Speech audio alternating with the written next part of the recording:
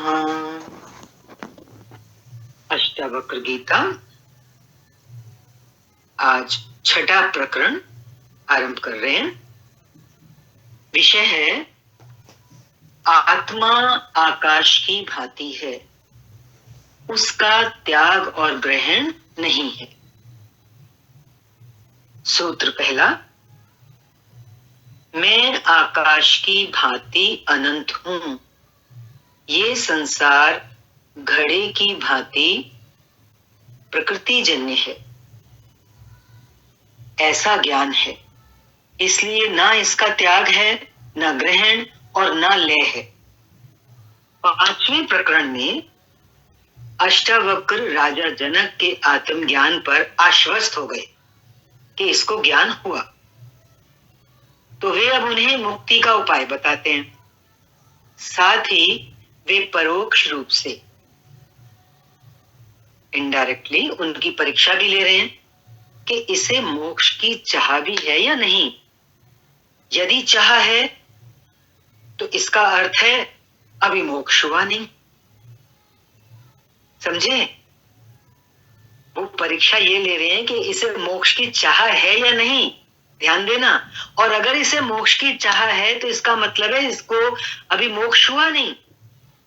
कहने का क्या तात्पर्य?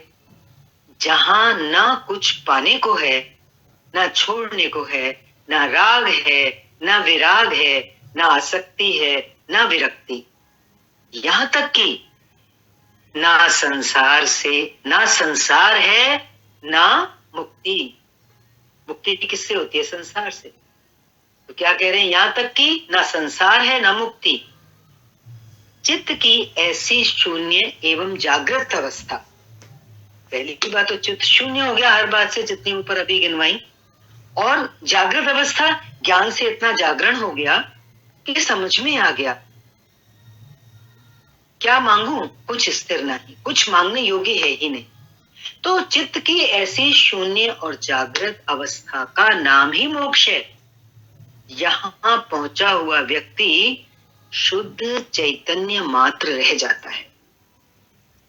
वो जो अल्टीमेट ट्रुथ है, वो चैतन्य जो ब्रह्मांड में व्याप्त है, जो शुद्ध चैतन्य है, बस जब व्यक्ति उसका रूप हो जाता है, स्वयं सत्य हो जाता है व्यक्ति, तो वो एक कह रहे हैं यहां पे गुरुदेव, वो चैतन्य मात्र रह जाता है। कहने का क्या मतलब हुआ? समाधि की स्थिति में जब व्यक्ति शून्य अवस्था को प्राप्त हो जाता है, तब उसे ब्रह्मात्मैक्य का बोध हो जाता है। समाधि की वो स्थिति, समाधि में सब शंकाओं का समाधान हो गया, व्यक्ति अंदर से बिल्कुल खाली हो गया, मात्र चैतन्य ही चैतन्य का एहसास रह गया। तो वो कह रहे हैं वही तो स्थिति है जब ब्रह्म और आत्मा की एकता का बोध होता है। ऐसी स्थिति में व्यक्ति ना तो व्यष्टि रहता है, व्यष्टि ना रहकर मीन्स एक संकुचित सीमित चेतना ना रहकर क्या हो जाता है? वो समष्टि के साथ एक हो जाता है, उस व्यापक शक्ति, व्यापक तत्व के साथ एक हो जाता है। वह पूर्ण सत्तावान ब्रह्म को जान लेता है। पूर्ण सत्तावान ब्रह्म मीन्स कण कण और क्षण क्षण में जो व्याप्त सत्ता है, उसको जान लेता है। जान लिया तो फिर क्या होता है? जिस चीज को जानेंगे आप उसका रूप भी हो जाएंगे। जान लेने से वह स्वयं ब्रह्म हो जाता है और वह सत्य को जानकर स्वयं सत्य हो जाता है। इस स्थिति में पहुंचने से पहले कई क्रियाएं करनी पड़ती हैं। पहुंचने से पहले तो करनी पड़ेंगी साधना, परिश्रम, किंतु जब वहां पहुंच गए, जिसके लिए क्रियाएं की थी, स्थिति में पहुंचने पर उन सबको छोड़ना भी आवश्यक हो जाता है जो वहां तक पहुंचने के लिए हम क्रियाएं कर रहे थे। अगर उनको नहीं छोड़ेंगे तो क्या होगा? नहीं तो वो क्रियाएं ही उसका बंधन बन जाती हैं।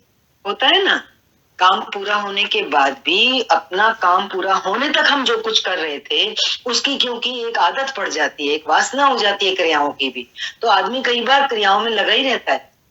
तो वो तो फिर बंधन बन गया एक। जैसे नदी पार करके किनारा आने पर नाव छोड़नी पड़ती है, अब उस नाव को भी सिर पे रख के ढोएं तो नाव को ढोना तो मूर्खता ही है। इसी प्रकार गंतव्य पर पहुंचने पर शास्त्र, कर्म विधि, विधान, ध्यान, धारणा, समाधि आदि सब छोड़ना आवश्यक हो जाता है, क्योंकि इनकी उपयोगिता ही समाप्त हो गई। इनको उपयोग करके पाना था सो पा लिया, तो अब क्यों ढोए इनको? ज्ञान प्राप्ति के लिए ही तो इनकी उपयोगिता थी, अब सब व्यर्थ हो गए। मंदिर, पूजा, उपासना सब व्यर्थ हो गए। जीवन में इनकी उपयोगिता है, ये बात नहीं कोई समझ ले ऐसा बोलने से मंदिर, पूजा, उपासना व्यर्थ है। नहीं, जीवन में इनकी उपयोगिता है, लेकिन मोक्ष में इनकी कोई उपयोगिता नहीं है। संसार किस लिए बना है? संसार बना है जागने के लिए, पाठ सीखने के लिए। संसार जागने के लिए बनाया गया है कि यहाँ सुख दुख आदि सब द्वंद्वों का तुम अनुभव करो। इसलिए बनते हैं सुख दुख। सुख दुख का रूप नहीं हो जाना, होता तो यही है ना संसार में। हर व्यक्ति सुख का रूप हो जाता है जब सुख आता है, और दुख आने पर दुख का रूप हो जाता है। लेकिन ये संसार जो बना है, उन्होंने क्यों कहा कि ये संसार जागने के लिए बनाया गया? क्योंकि सुख और दुख जब आए तो इन द्वंद्वों का रूप ना होकर के इनका अनुभव करो। इनका अनुभव करके तुम जागो। सुख आया तो क्या हुआ, दुख आया तो क्या हुआ, क्या छोड़ के गया, मेरी समझ कहाँ पहुंची, मैं क्या सोच रहा था, मैं क्या समझ रहा था संसार के इन सुखों दुखों को। जब उनमें से गुजरा तो मैंने अपना क्या एनालाइज किया, उनके बारे में विचार। अष्टावक्र जनक की मुक्त अवस्था की स्थिति को जानने के लिए जो उपदेश देते हैं, उनका उत्तर देते हुए कहते हैं कि मैं शरीर नहीं आत्मा हूं। जिस प्रकार ये आकाश अनंत है, असीम है, इसकी कोई सीमा नहीं आकाश की, तो वो कह रहे हैं उसी प्रकार मैं भी आत्म रूप होने से इस आकाश की तरह ही अनंत हूं, कोई अंत नहीं है मेरा। ये संसार फिर उसी आत्मा का क्या है? साकार रूप है। उसी का ये स्थूल रूप है आत्मा का, ये संसार। जो किस तरह से है, स्थूलता को कैसे बता रहे हैं? जो घट की भांति है। पृथ्वी एक तत्व है, सूक्ष्म तत्व है। पंचमहाभूत जो हैं स्थूल होने से पहले सूक्ष्म है। तो पृथ्वी तो है ना ब्रह्मांड में, लेकिन जब वो उससे, उसकी मिट्टी से घड़ा बनता है, तो वही सूक्ष्म तत्व पृथ्वी का स्थूल होने पर हमको किस रूप में दिखाई देता है? साकार रूप में। ये घड़ा है, तो घड़ा तो मिट्टी से बना ना, पृथ्वी तत्व से। जब ये संपूर्ण सृष्टि एक ही आत्म तत्व है,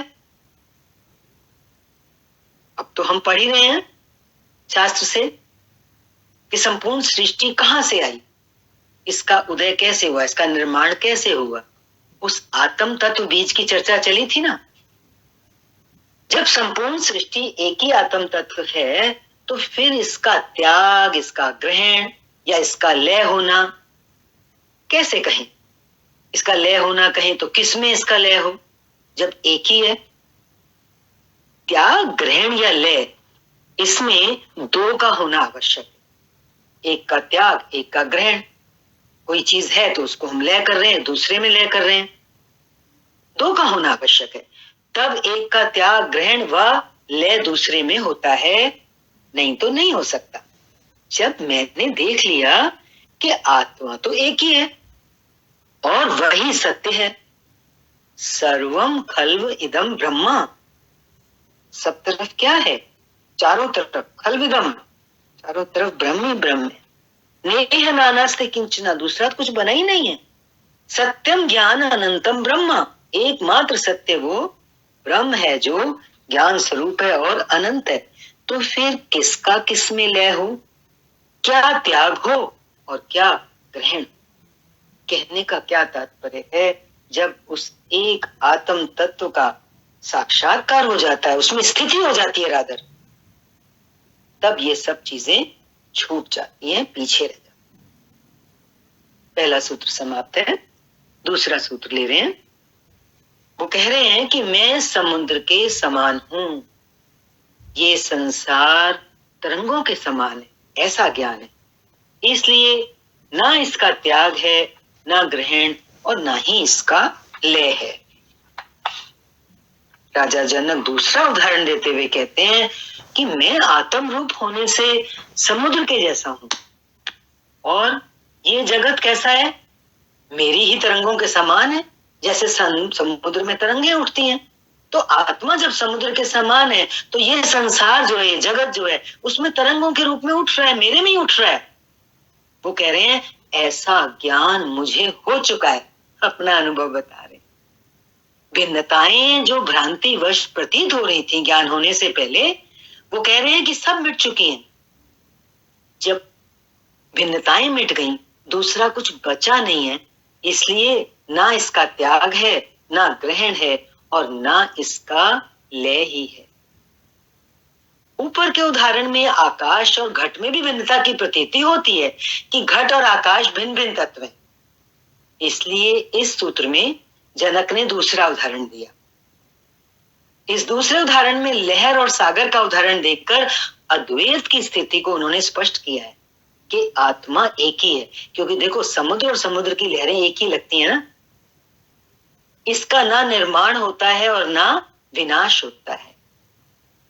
इसलिए जब कुछ है ही नहीं, तो ना इसे छोड़ा जा सकता है, और ना ग्रहण किया जा सकता है, और ना इसका किसी में लय ही होता है। इसी क्रम में अगला सूत्र ले रहे हैं। मैं सीपी के समान हूं। विश्व की कल्पना कैसी है? चांदी के समान है।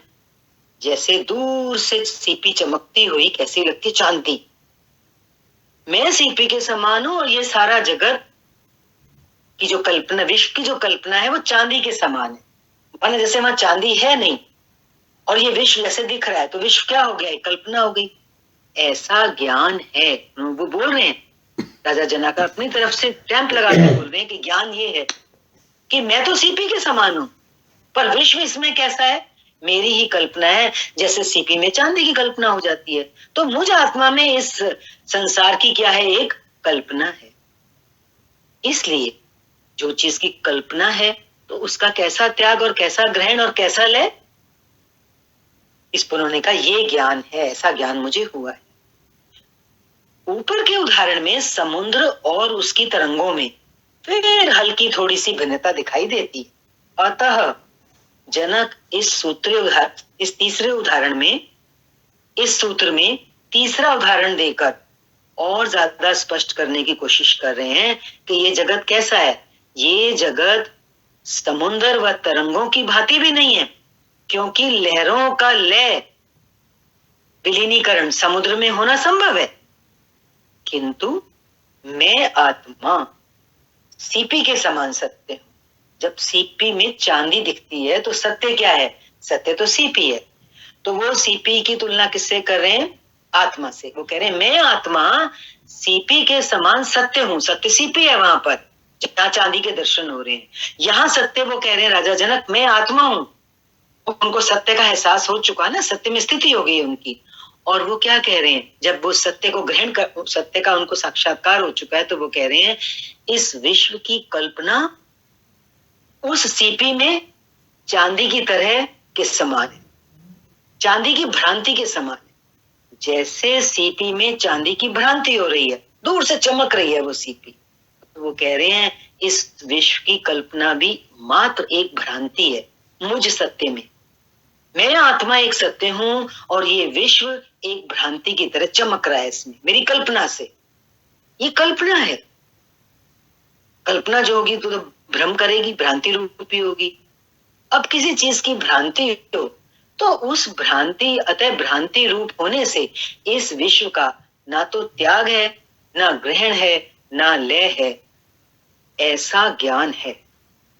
बार बार वो बोल रहे हैं ऐसा ज्ञान है, माना मुझे ऐसा ज्ञान हुआ है। इस छठे प्रकरण का आखिरी सूत्र ले रहे हैं, मैं निश्चित ही सब भूतों में हूं।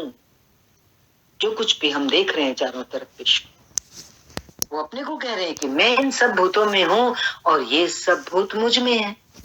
हम अगर याद करें जो हमने सृष्टि के निर्माण पढ़ा था, उन पंच महाभूतों की जो सारी चर्चा चली थी, तो उसमें क्या है, वो आत्म तत्व से ही तो उन पंच महाभूतों का उदय हुआ, उसी से तो सृष्टि बनी।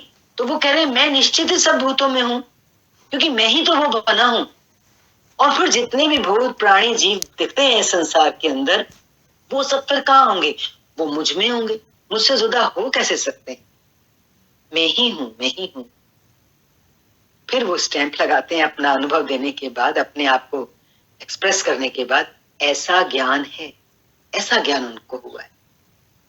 अब जब ऐसा ज्ञान है सीपी में चांदी की तरह, तो इसका ग्रहण, इसका त्याग, इसका लय किसमें करें? नहीं हो सकता, क्योंकि वहां मात्र एक चीज है, सीपी है। और जनक जो बोल रहे हैं वो सिर्फ वहां पे उनको क्या, किस चीज का अनुभव कर रहे हैं? आत्मा का। तो एक ही जब चीज है तो वो आत्मा का कैसे ग्रहण करें? उसमें तो उनकी स्थिति है, वो तो वो स्वयं है, क्योंकि मात्र सत्य वही है। अब जब वो एक ही है तो वो त्याग भी कैसे करें? क्या त्याग करें, क्योंकि वो स्वयं वो हैं।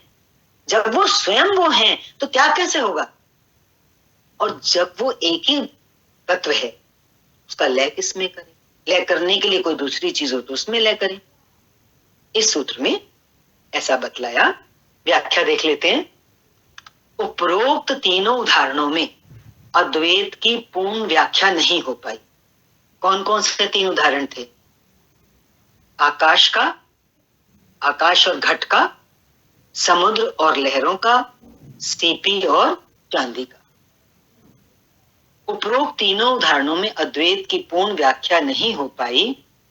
इनमें भी थोड़ी थोड़ी भ्रांति रह ही जाती है। अतः जनक इस चौथे उदाहरण द्वारा और स्पष्ट करते हुए कहते हैं कि मैं आत्म रूप होने से सभी भूत पदार्थों में हूं तथा ये सभी भूत मुझ में हैं। क्या कहना चाह रहे हैं राजा जन? क्या कह रहा है शास्त्र? वो कह रहे हैं ऐसी आत्मा और जो सृष्टि है, इन दोनों की अभिन्न स्थिति है। ये अलग नहीं है आत्मा और सृष्टि, क्योंकि उन्होंने कह दिया मैं आत्म रूप होने से सभी भूत पदार्थों में हूं और ये सभी भूत पदार्थ मुझ में हैं। तो अभिन्नता आ गई। आत्मा और सृष्टि की ये अभिन्न स्थिति है। ये समस्त भूत समुदाय शारीरिक रूप से, भूत समुदाय में भूत प्राणी, पशु पक्षी मनुष्य जितने भी हम देखते हैं, ये समस्त भूत समुदाय शारीरिक रूप से भिन्न भिन्न प्रतीत होते हुए भी सब अलग अलग दिखते हैं ना, सभी मेरे ही रूप हैं। अब देखो, रूप और अरूप का, सूक्ष्म और स्थूल का, निराकार और साकार का तत्वतः कोई भेद नहीं होता। यहां बहुत बड़ी बात आ रही, जिसको बहुत मुश्किल से पहुंच पाता है साधक जो है ना, सुनने को भी नहीं मिलती ये चीज आसानी से। अलग अलग ही समझते रहते हैं, जड़ चेतन निराकार साकार। यहां क्या कह दिया? रूप और अरूप, निराकार और साकार, सूक्ष्म और स्थूल। सूक्ष्म आत्मा है, स्थूल ये जगत है। निराकार और साकार का तत्वतः कोई भेद नहीं है। जैसे अब वो बता रहे हैं चौथे उदाहरण से, वाष्प भी, भाप जो है जल ही तो है, और जल क्या है? जल भी वाष्प ही है, भाप ही है। केवल आकार भेद से, आकार दोनों का अलग है, तत्व में भेद नहीं होता, क्योंकि वाष्प भी जल है और जल भी वाष्प ही है, तो तत्व में तो भेद नहीं हुआ ना। आकार भेद होने से आकार अलग अलग है, भाप का और जल का। वो कह रहे हैं ऐसी ही आत्मा और सृष्टि है, क्योंकि वही बना है ना, आत्मा ही तो बना है सब कुछ। बीज आत्मा कहते हैं ना, बीज परमात्मा। जल ही वाष्प बना, वाष्प भी जल बन गया, तो ऐसी ही आत्मा और सृष्टि है जब वो एक ही है। इसलिए कह रहे हैं कि ना इसका त्याग है, ना ग्रहण है, ना लय है।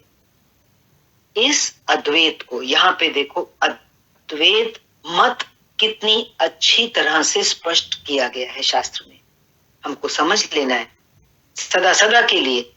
इस अद्वैत को और भी कई उदाहरणों से समझाया जाता है, जैसे सूत और वस्त्र। हमने कपड़ा पहना हुआ है, तो ये वस्त्र क्या है? सारा सूत ही सूत तो है इसमें। क्या हम इसको अलग कर सकते हैं, सूत और वस्त्र को? नहीं ना। माला की मणियां व धागा, धागा एक है, मणियां कितनी हैं? आकाश और उसकी नीलिमा, उसको सेपरेट नहीं किया जा सकता। ऐसी ही सृष्टि एवं आत्मा, आत्मा मीन्स ब्रह्म, कभी आत्मा एक व्यक्ति की आत्मा ना समझ लें, ऐसा ही सृष्टि और ब्रह्म का, परमात्मा का संबंध है, आत्मा का संबंध है। छठा प्रकरण समाप्त हुआ। इति अष्टावक्र गीतायाम षष्ठम प्रकरणम समाप्तम। ओम शांति शांति शांति।